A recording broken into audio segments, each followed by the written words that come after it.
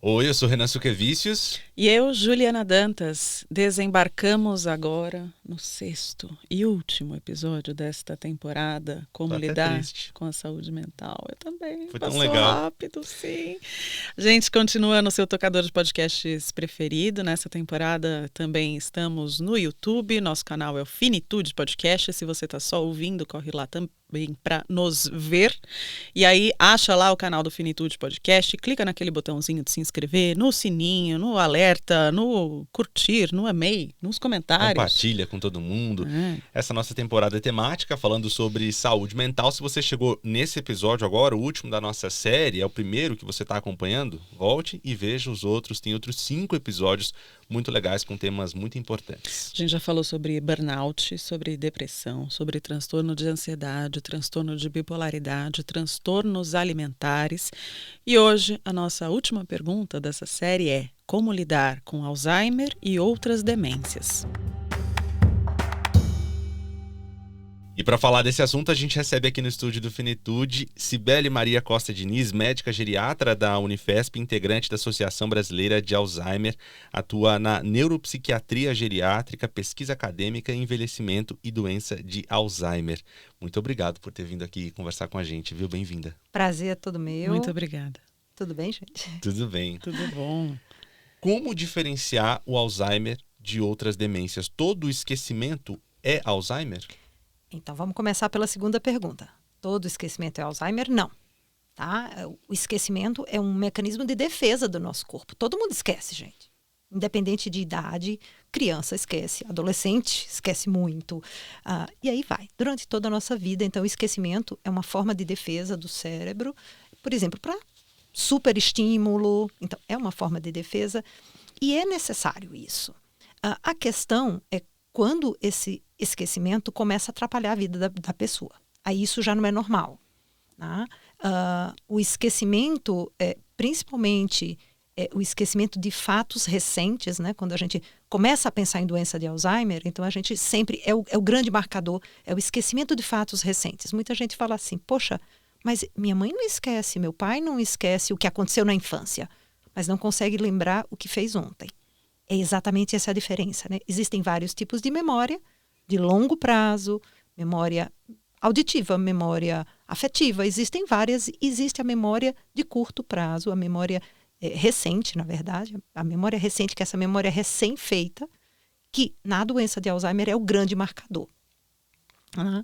A gente tem, claro, a doença de Alzheimer, hoje, ela é entendida como uma doença que é muito longa. Antes a gente só vinculava a doença de Alzheimer à demência. E hoje não é esse o entendimento que a gente tem. A doença de Alzheimer, ela acomete o cérebro muitos anos antes da síndrome demencial. Então eu costumo dizer que a síndrome demencial, que a gente sempre achou que era o começo da doença de Alzheimer, não é. É o final da doença de Alzheimer. Caramba. Ela tem de 15 a 20 anos, completamente assintomática. E chega um momento em que o prejuízo ao ambiente do cérebro é tão grande que começa a atrapalhar o dia a dia da pessoa. Nesse momento começou a se instalar, então, a demência. Mas essa doença já tinha muitos anos antes. Isso é um padrão de algumas doenças neurológicas. Por exemplo, a doença de Parkinson também é assim. Quando você começa a ter sintoma de tremor ou de rigidez, você já tem a doença dentro da substância negra, que é um cantinho do cérebro, há muitos anos. Ela já tem que ter perdido pelo menos 50%, 70% dos neurônios para começar a ter sintoma. Olha só. Assim também é na doença de Alzheimer. Pensa bem, a gente nasce com 80 a 100 bilhões de neurônios. O que é, em 100 bilhões, você perder 500, 1000? Nada, né? Nada. 1 milhão? Nada. Agora, é claro que, ao passar do tempo, as alterações características da doença de Alzheimer vão danificando o cérebro. E aí, realmente, quando a gente começa a ter sintomas, e os sintomas não começam simplesmente de um dia para o outro. São sintomas insidiosos, aquela coisa que começa devagarzinho e vai aumentando. Então, precisamos mesmo ficar atentos a esquecimentos, né? Mas nem todo idoso que tem esquecimento tem doença de Alzheimer. Existem outras síndromes demenciais, existem outros esquecimentos, né? Então, a gente hoje vai falar sobre doença de Alzheimer, vamos focar um pouquinho e realmente assim, primeiro sintoma é o esquecimento de fatos recentes. Essa memória aí é recente, recém-feita. Bom, você falou aí em idosos. Alzheimer é uma doença que atinge só as pessoas mais velhas? Não, infelizmente não. A gente tem pessoas com menos de 60 anos e hoje em dia a gente, inclusive, algumas síndromes demenciais, tanto quanto Alzheimer, podem acontecer nos 50, nos 40 anos de idade. Sim, a gente tem dado diagnósticos mais precoces. Agora, o grande volume de pessoas acometidas pelas síndromes demenciais e pela doença de Alzheimer, que, como eu falei, evolui para uma síndrome demencial, são idosos. Tá? Assim, grande 70%, 80% serão idosos. Serão pessoas idosas. Quando um parente ou um amigo próximo é diagnosticado com Alzheimer, esse momento do diagnóstico tende a ser muito desafiador, sobretudo porque a gente começa a imaginar o que vai se delinear pela frente, né? Pela sua experiência, como é que as pessoas recebem essa notícia? Tanto quando é o próprio diagnóstico ou quando é de um parente ou de um amigo muito próximo? É um diagnóstico difícil, né? A gente em medicina fala que são uma comunicação difícil. É difícil você dar o diagnóstico porque é difícil mesmo ouvir que você está com o seu cérebro doente e perdendo neurônios, né? Você está com o cérebro adoecido, né? E é muito interessante, isso varia muito, tá? Na nossa cultura existem pessoas que querem saber, né? Pedem pelo diagnóstico o que é que eu tenho. E eu sempre falo que dar o diagnóstico é importante. Primeiro que você precisa, para o diagnóstico ser correto, você precisa para poder ter um tratamento correto. Então, eu preciso das duas coisas. O diagnóstico vai me levar a um tratamento correto. Para a família e para a pessoa que recebe o diagnóstico, é um diagnóstico, primeiro que a pessoa pensa, né, estou no fim da vida, vou morrer. E mais do que isso, vou ficar dependente. Então, é uma doença que leva não só à morte, até porque é uma doença que para levar ao óbito demora anos, mas é uma doença que impõe limitações. E aí a gente vai ter a perda da identidade, né? E a pessoa vê isso acontecendo, a família vê isso acontecendo. Então, eu acho que essa perda de identidade, que a gente tem que lutar o tempo todo para que isso não aconteça, ou que seja o menor possível, eu já escutei isso de muitos familiares. Esse é um dos grandes pesos do diagnóstico de doença de Alzheimer. Minha mãe vai deixar de ser minha mãe. Né? Não vai. A gente só tem que entender isso. Né? Então, é a perda do papel mesmo, da pessoa, da identidade. Então, é um juiz que deixa de ser juiz, é um médico que deixa de ser médico, é uma dona de casa que foi a provedora de todo mundo, que deixa de ser a provedora e vai ser a cuidada. Né? Então, esse momento é difícil por isso, porque não é só uma questão de eu vou morrer, eu vou ficar dependente. E qual o papel das equipes de saúde nesse momento em que há essa desestrutura dentro das famílias a partir desse diagnóstico?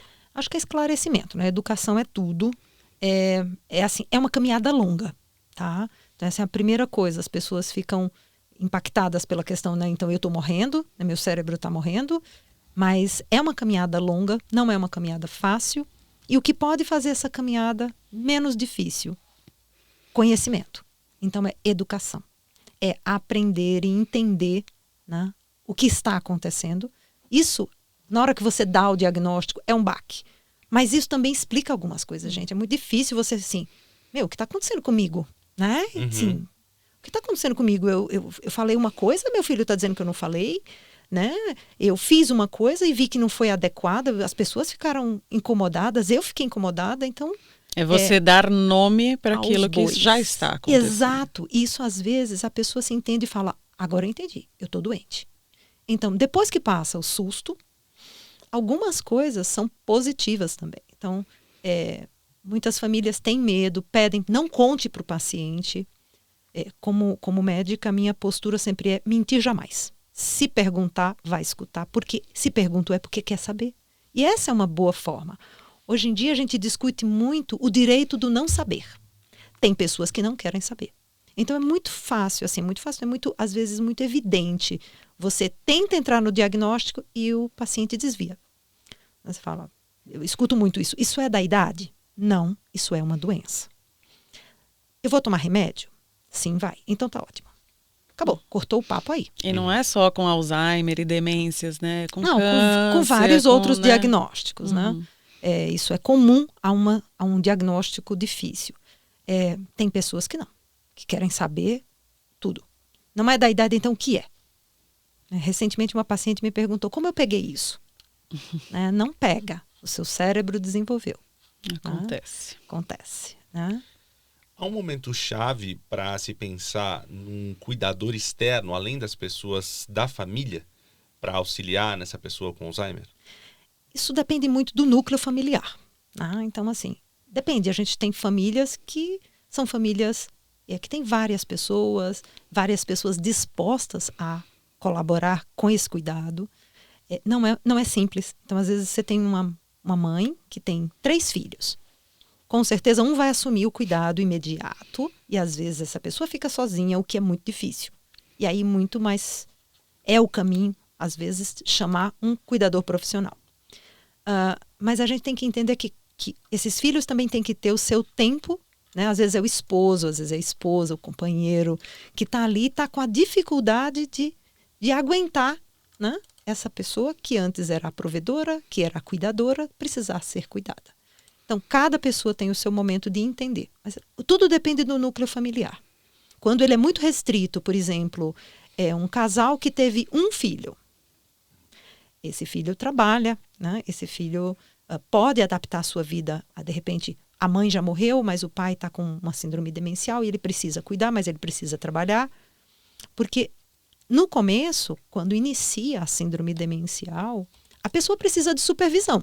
Uhum. Você não precisa, numa pessoa com uma demência em fase leve, fazer tudo por ela. Nem deve. Né? Uma das coisas é deixa a pessoa fazer tudo que ela consegue por mais tempo possível. Quanto mais ela fizer ela mesma, melhor.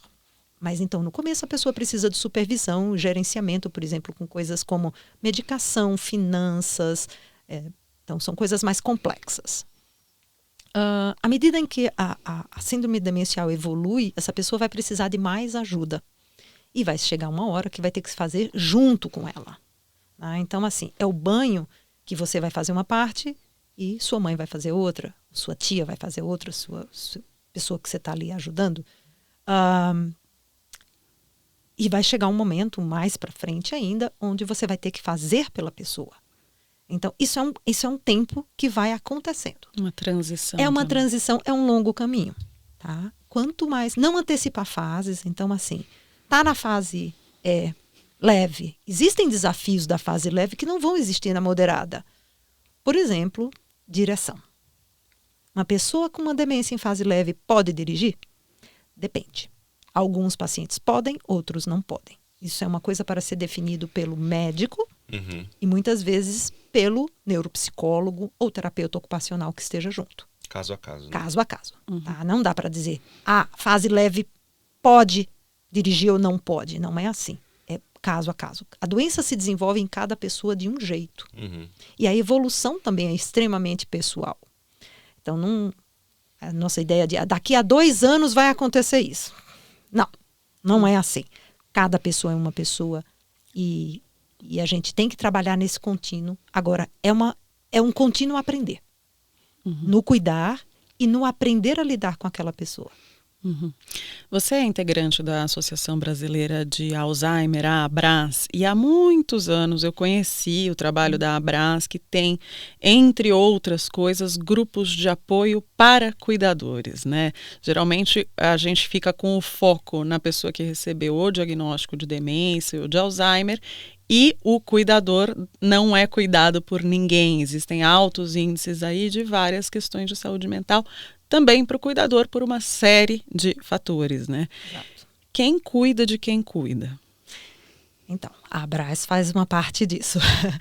O foco da ABRAS é esclarecimento, então é informação de qualidade e apoio ao cuidador. O foco da ABRAS realmente não é o paciente, é o cuidador. E os grupos de apoio e as mídias sociais estão aí para apoiar esse cuidador. A gente tinha sempre as reuniões presenciais, depois passaram a ser online, e agora está variando muito. O fato de ser online tem algumas vantagens, às vezes no nosso grupo tem gente de outras cidades, né? Enquanto que o presencial é presencial. Então, assim, é muito importante, às vezes dentro desse núcleo familiar, tentar identificar alguém que possa mesmo cuidar desse cuidador. E o próprio cuidador tem que ter essa noção do limite dele. Isso eu consigo fazer, isso eu não consigo fazer. Tá? Isso eu dou conta, isso eu não dou conta. E ele ou ela tem que estar saudáveis. Então, ninguém consegue cuidar de outra pessoa estando doente e cansado. E se o núcleo familiar não é suficiente para prover essa rotatividade, né? Precisa sim ter alguém de fora. Tá? Que pode ser um cuidador profissional, às vezes pode ser um amigo. O cuidador, pode ser um grande aprendizado, é uma situação extrema, é uma situação difícil, mas a gente também tem que aprender a achar soluções. Né? Então, o cuidador vai ter que aprender a pedir ajuda. Sim, principalmente quando existem muitos casos de pessoas idosas cuidando de outras pessoas idosas, né? Um filho com 65 cuidando de uma mãe de 95 e essa pessoa precisa ser vista também, né? Eu queria puxar agora para a questão do luto antecipatório. A gente sempre fala aqui no Finitude, né? Aquele luto que as pessoas mais próximas e mesmo o paciente sentem a partir de um diagnóstico, não necessariamente uma morte concreta, mas uma situação que vai se avizinhando de determinadas mortes, né, que vão acontecendo, da autonomia, por exemplo, né, aquela vida como a gente conhecia deixa de existir, o inesperado, o que vem pela frente, né? Então todos os sintomas de luto estão lá, mas a pessoa está viva. Como é que o diagnóstico de Alzheimer aparece nesse contexto? Aliás, como o luto antecipatório aparece a partir de um diagnóstico de Alzheimer e outras demências? É o nosso dia a dia, tá? Tanto muitas vezes para o paciente quanto para o cuidador. O cuidador sofre muito mais nesse sentido desse luto antecipatório. O paciente, à medida em que a doença evolui, tem o que a gente chama de perda do insight. Ele perde a capacidade de se autoavaliar. Isso pode, em alguns momentos, em algumas pessoas, ser um pouco mais reconfortante.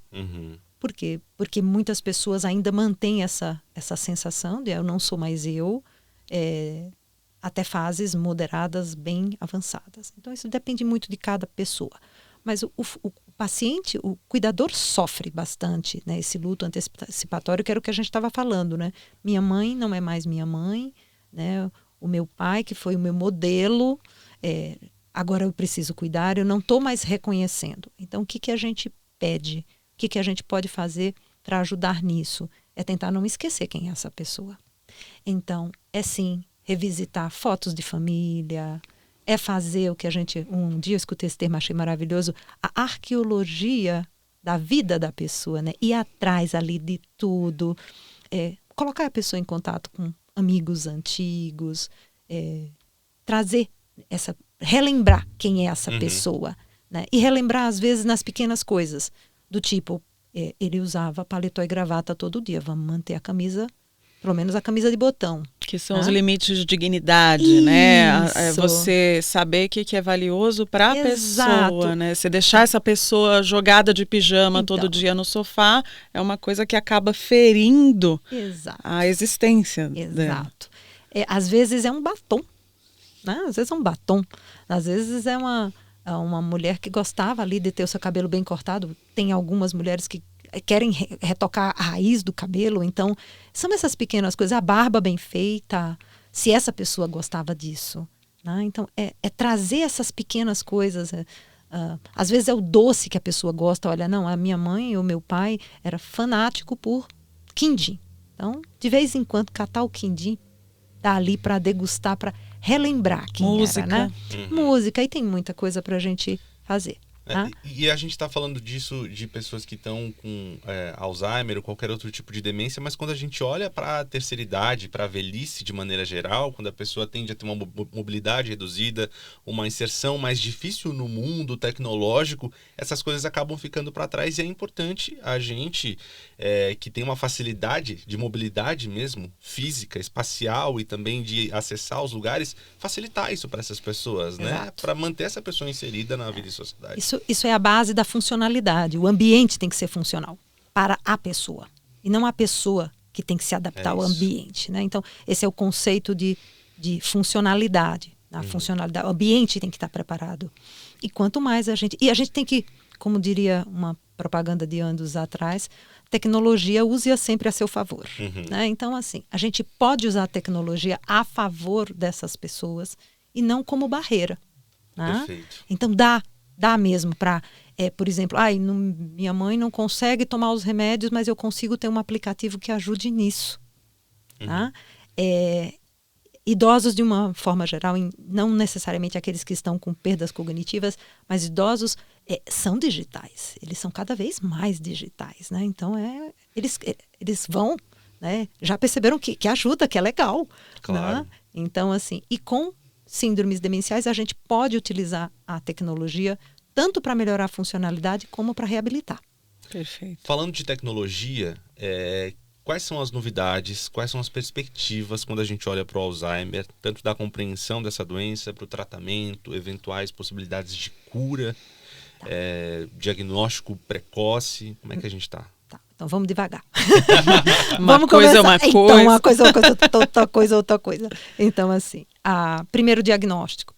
A gente evoluiu, a gente tem, em ciência, a gente tem momentos em que a gente fala em que houve uma mudança estrutural que mudou tudo. Né? Tem um ponto de virada. E isso aconteceu no Alzheimer na hora que a gente conseguiu identificar biomarcadores com a pessoa viva. A gente antes só conseguia avaliar isso com a pessoa morta, com o cérebro inteiro da pessoa. À medida que a gente conseguiu desenvolver tecnologias para fazer exames, seja do líquido da espinha, seja exames de imagem, onde eu consigo encontrar as alterações patológicas da doença de Alzheimer, isso mudou as coisas. Foi daí que a gente veio com essa ideia de que, a demência da doença de Alzheimer não é o começo da doença. Foi quando a gente conseguiu ver que essas alterações patológicas já estavam presentes 15 a 20 anos antes, baseado nesses estudos. Então, isso foi uma mudança de paradigma da doença. Só ressaltando que os biomarcadores, que são como a gente chama esses exames, não dão o diagnóstico de demência. Eles vão mostrar a assinatura patológica da doença de Alzheimer com as modificações da proteína beta-amiloide e da proteína tau. São duas proteínas doentes no cérebro de quem tem Alzheimer. Existem várias outras doenças que acometem outras proteínas. Vamos falar da Alzheimer, né? Então, vejam só que mas o diagnóstico de demência é clínico. Não tem nenhum exame que faça o diagnóstico de uma síndrome demencial, de dizer, não, a cognição dessa pessoa é normal. Não, eu tenho alguns sintomas que eu já consigo mensurar, mas não atrapalha a vida dessa pessoa, que é o comprometimento cognitivo leve, ou não. É uma perda cognitiva e emocional profunda o suficiente para começar a interferir na vida dessa pessoa. E podem ser interferências leves. Ninguém começa uma demência esquecendo o nome do filho. Isso é uma informação muito arraigada no cérebro. Vai demorar muito para a gente perder esta informação. Então, esse diagnóstico de onde funcionalmente esse paciente está, que a gente chama de diagnóstico sindrômico, é feito pela clínica. Nenhum exame vai dar esse diagnóstico.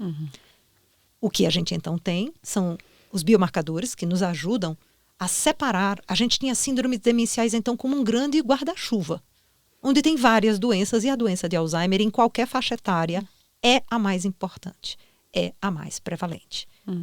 Mas não só existe doença de Alzheimer. E aí vem outras possibilidades, como doença por corpúsculo de Lewy, demência frontotemporal, doença vascular, cerebral, que também é um outro leque que se abre, coisas mais raras, então, doenças como parkinsonismos que podem causar demência, como a Scheidegger, eu vou ter outras. A demência da doença de Parkinson, que é um momento em que essas duas doenças se juntam, teoricamente, a doença de Parkinson é com preservação intelectual, mas existe uma síndrome demencial da doença de Parkinson. Eu queria aproveitar para incluir alguns casos de ouvintes que nos escreveram falando de histórias relacionadas a Alzheimer e outras demências. Quero começar com a história do Igor. Ele disse que o avô dele teve e que a família só descobriu quando ele sumiu um dia. Ele era jornaleiro, saía todo dia de manhã para buscar jornal para vender na banca dele e um dia não voltou. A mãe dele e as tias dele, do Igor, colocaram cartazes com foto do avô em várias delegacias da cidade onde eles moravam. Aí ele diz aqui, a gente deu muita sorte porque uma família que morava em um bairro próximo a umas delegacias encontrou ele perdido e desorientado e o abrigou. Depois foram na delegacia, viram um cartaz e ele ficou uns 2 dias desaparecido. Depois disso, começaram um acompanhamento com um neurologista que já tratava a família. Foi muito pesado, porque os tios não queriam colaborar, pagando um cuidador, alegando que era caro demais, mas também não colaboravam cuidando dele, porque tinham que trabalhar. E aí sobrou para quem? Para as mulheres da família, para as tias, para a mãe do Igor, que moravam por perto. Um grande clássico. Um clássico. Exato.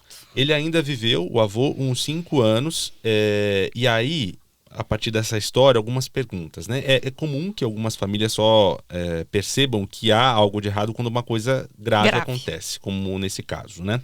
O que a gente pode fazer para tentar proteger essa pessoa com um diagnóstico, ou que vai se descobrir depois que tem a doença, né? O Alzheimer, de uma situação assim? Eu acho que a questão é não subestime o que você está vendo. Se sua mãe, se sua tia, se seu amigo, se seu pai, se a pessoa que você gosta, que você convive, tem que conviver, tem algo diferente, fale com a equipe de saúde. Não deixe isso passar. A gente vai, depois quando acontece uma coisa assim, tão trágica, não desejo isso para ninguém, é horrível. Eu já passei isso com alguns pacientes, eu tive poucos pacientes que sumiram de casa. É muito angustiante, né? Ninguém dorme. Eu, que sou a médica, não dormi, imagina os filhos. Então, assim, para que isso não aconteça, não subestime.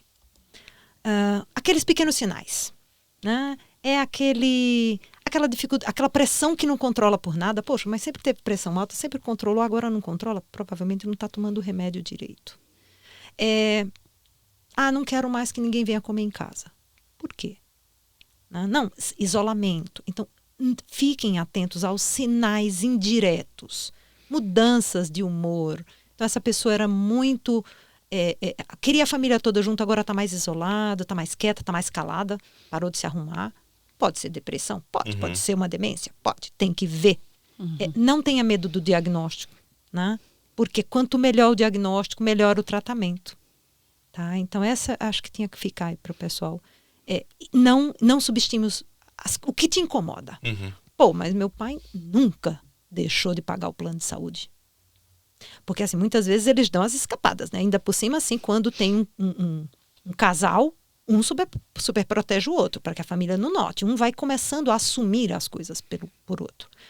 Tanto os esposos quanto as esposas, os companheiros, não interessa. Um vai ali, é uma simbiose. Mas se davam mal, mas nessas horas se juntam.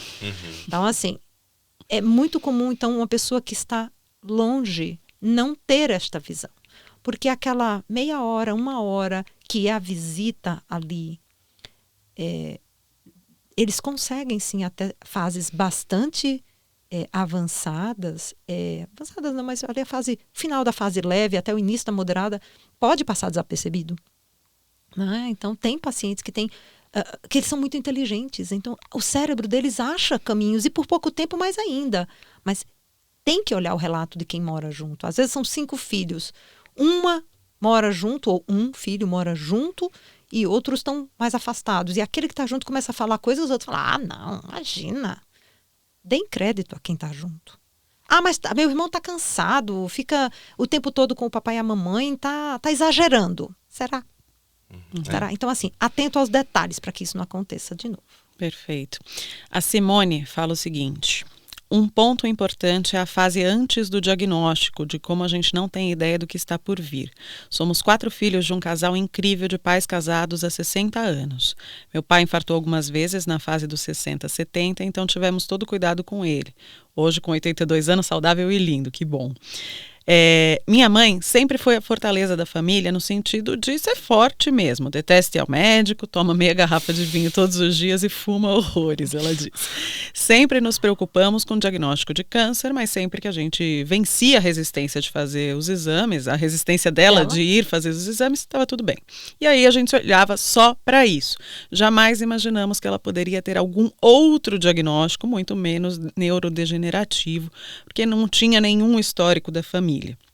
E aí ela pergunta, minha mãe pode ser um caso isolado na família em termos de histórico, que de fato mas pode ter havido outros casos no passado não diagnosticados, seja por omissão, falta de informação, negligência, ou por não acharem que era por aí? A grandíssima maioria dos casos de doença de Alzheimer não são familiares. São o que a gente chama de esporádicos, que é isso. Não tinha histórico na família e uma pessoa apresentou os sintomas da demência. É a grande maioria, tá? Os casos genéticos, e aí a gente sempre vai relembrar aí, porque fica muito no imaginário, Hollywood ajuda a gente nisso, né? É Para Sempre Alice, quando você tem um caso de Alzheimer genético. Isso é raro, mas hoje em dia as famílias estão sendo mapeadas. Então, tem a Colômbia, como foi o primeiro grande case, né, onde se identificaram famílias com vários casos e tem um perfil genético. Mas existem, então, como estamos começando a identificar no Brasil, Europa já tem vários clusters, como a gente chama, né? Então, vários grupos familiares que foram identificados. Mas isso ainda é a minoria, gente. Isso ainda está ali, provavelmente, nos 10% de casos genéticos ou menos. A doença de Alzheimer, na sua grande maioria, é esporádico. E como é que às vezes tem mais gente na família doente se não é genético? Aí a gente vai para o estilo de vida. A gente vai para a história daquela família. Existe, sim, pode existir uma predisposição à doença de Alzheimer, que é um marcador genético que a gente chama de apolipoproteína E4. Esse é um marcador genético, ele não é um marcador genético que a gente fala mendeliano, do tipo, tem a doença. Não teve, não tem a doença. Não é isso. Ele é um marcador de aumento da susceptibilidade. Então, as pessoas que têm o alelo 4-4, todo mundo tem um par, vem um do pai e um da mãe. E aí a gente pode ter o alelo protetor, que é o 2. A gente pode ter o 3, que vamos dizer assim, é meio que inócuo. E o 4, que aumenta o risco para a doença de Alzheimer. Aumenta o risco não significa que vai ter a doença de Alzheimer. É diferente da doença de Alzheimer genética, onde sim é que nem a cor do olho. Pai de olho azul, mãe de olho azul, filho de olho azul será. Não é assim. Então, esses casos genéticos de doença de Alzheimer genética realmente são poucos e são raros. Mas existe uma predisposição que pode sim estar na família, tá? Que esse APO, todo mundo vai ter, eu tenho APOE, você, todo mundo. E cada um vai ter um tipo de combinação. E essa combinação pode favorecer a doença de Alzheimer ou não. Mas isso, de novo, não quer dizer, mesmo que você tenha um perfil 4-4, que seria que a maior tendência à doença de Alzheimer, não significa que você vai desenvolver a doença. Você tem mais chance. Tem uma doença, um relato muito interessante aqui do César. Ele fala do avô dele que que eles internaram, a família internou o avô numa casa de repouso e que isso fez muito bem para ele. E ele diz aqui que tem a sensação até de que a doença regrediu nessa casa de repouso, porque recebe muitos estímulos por lá. Qual é a importância de receber estímulos? Absolutamente fundamental, tá? O melhor lugar para um idoso é a casa dele, para uma idosa é a casa dele, até que se prove o contrário. O César até fala, eu teria chorado menos na hora de internar se eu soubesse que teria sido tão bom. Mas assim, César, é uma coisa muito pessoal, né? Sim, para claro. algumas é uma decisão muito difícil, a institucionalização. E quando é um caso feliz assim, porque quando é feita corretamente, no ambiente correto, esse idoso ou essa idosa passa a ser estimulado da forma correta, num ambiente terapêutico. É muito bom. Socializa, tira o foco da família, descansa o cuidador, aí o filho chega lá com paciência, o neto chega lá relaxado, vai dar risada das besteiras que o avô vai falar e não ficar bravo porque ele fez uma besteira. Sim. Então, assim, tudo melhora. E, na verdade, não é que a doença regrediu. Lembra que eu falei que a gente tem que dar as melhores condições para o cérebro? Às vezes, as condições são as piores possíveis. Sim. Então, assim, um ambiente hostil, tenso, hostil no sentido de estar todo mundo cansado, está todo mundo com medo. Né? E esse medo vai permeando. Né? A pessoa idosa, a pessoa com síndrome demencial vai percebendo que tem algo errado e não sabe o que é. Né? E aí reage como, muitas vezes? Empurrando, batendo, gritando, perambulando. Né? E de novo, a questão de olhar a pessoa como um todo, não só como um cérebro que está adoecendo. Né? Às vezes, na instituição, só o fato de ter uma alimentação regrada, medicação tomada na hora, né? Mas fisioterapia ali, uma atividade lúdica, que essa pessoa dê risada, encontrar pessoas parecidas com ela, então assim, eu já não sou tão diferente, podem ser muito boas. Então, a institucionalização bem indicada é bom para todo mundo. Vou só trazer um comentário da Milena, que não dá mais tempo de a gente fazer pergunta e já a gente vai encerrar, mas eu achei bem interessante o caso dela. Ela fala, minha avó quando morreu estava prestes a completar 90 anos, o coração estava bem fraquinho, foi em paz. Ela deve ter ficado uns 20 anos com Alzheimer. Nos últimos anos precisamos deixá-la com cuidadoras, pois ela já não podia mais ficar sozinha, se perdia na rua, colocava fogo nas coisas, virou criança de novo, pedia até para brincar com bonecas. Foi infantilizando. Não tinha memória recente e a doença foi se alastrando a ponto de ela não saber mais como tomar banho, se limpar, as coisas básicas todas.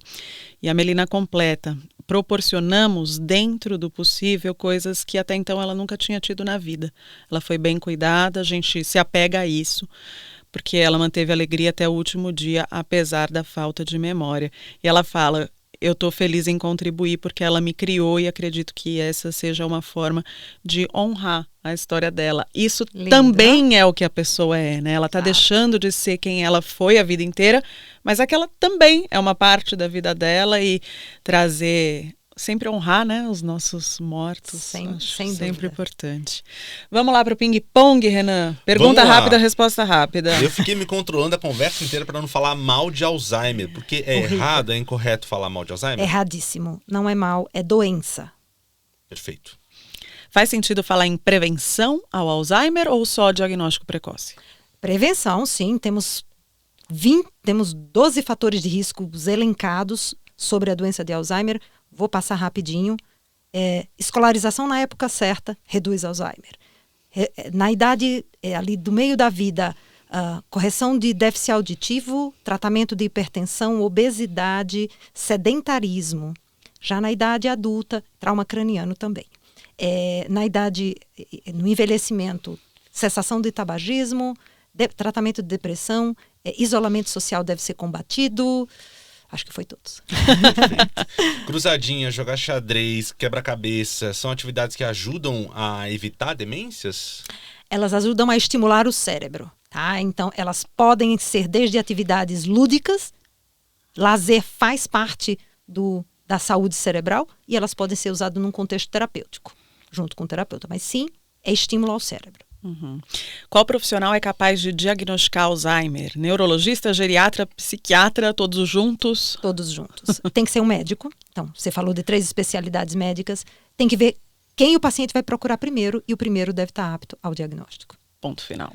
Cibele Maria Costa Diniz, médica geriatra da Unifesp, integrante da Associação Brasileira de Alzheimer, atua na neuropsiquiatria geriátrica, pesquisa demência, envelhecimento e doença de Alzheimer. Foi um prazer receber você aqui. Muito obrigada. E encerrar essa jornada do Finitude de Saúde Mental. Muito legal. Estamos muito mesmo. felizes, viu? Aprendi um monte, acho que quem está acompanhando a gente também. Obrigada pela sua presença. Muito, muito obrigada. Foi uma delícia o bate-papo. Obrigada. E no site dela, cibelediniz.com.br, Cibele com Y e 2 L's. Cibele Diniz com Z. Você encontra mais entrevistas dela, artigos, informações úteis, tem bastante coisa legal por lá. E eu recomendo também o site da Abras, que é a Associação Brasileira de Alzheimer, sobre a qual a gente estava falando. A Cibele é integrante, tem muita informação lá também, acesso aos grupos de apoio no Brasil todo para os cuidadores. Isso é muito valioso, então abras.org.br, Abras é com Z. Chegamos então ao último episódio dessa nossa série Como Lidar com a Saúde Mental. Foi muito bom estar aqui trocando em áudio e vídeo com vocês aí, com você, Ju. Que jornada, né? Foi bom.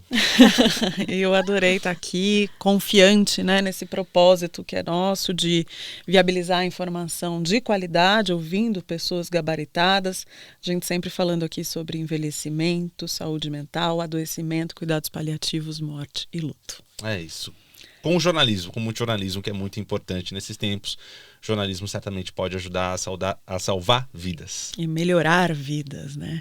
Essa temporada foi viabilizada pelo edital que a gente ganhou do ICFJ e da Meta, com as portas abertas pela AJOR, que é a Associação de Jornalismo Digital. A próxima temporada ainda não é financeiramente viável. Se a sua marca se interessa por esse conteúdo, vamos conversar? Que tal? A Michelle Henriques é responsável pelo marketing aqui do Finitude e atende pelo e-mail comunicacão@podcastfinitude.com.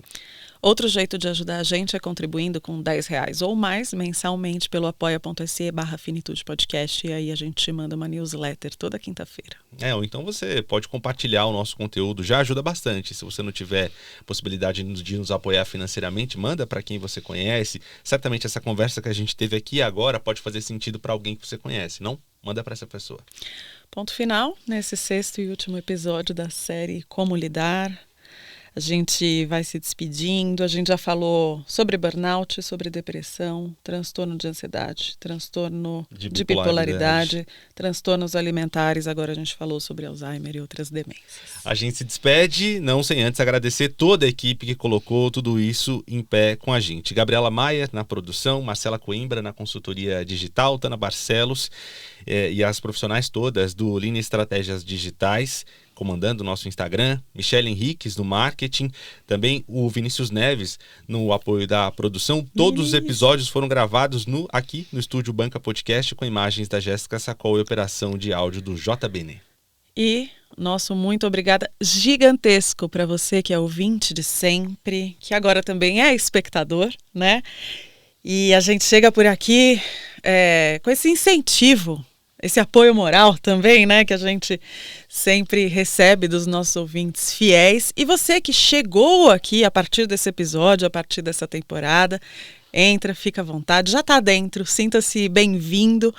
E se você quiser conhecer mais sobre a gente, nos tocadores de podcasts, já tem mais de 90 episódios de 6 temporadas que a gente vem fazendo nos últimos 4 anos. Obrigado, gente, pela companhia. Até uma próxima. Beijo. Beijo, tchau, tchau.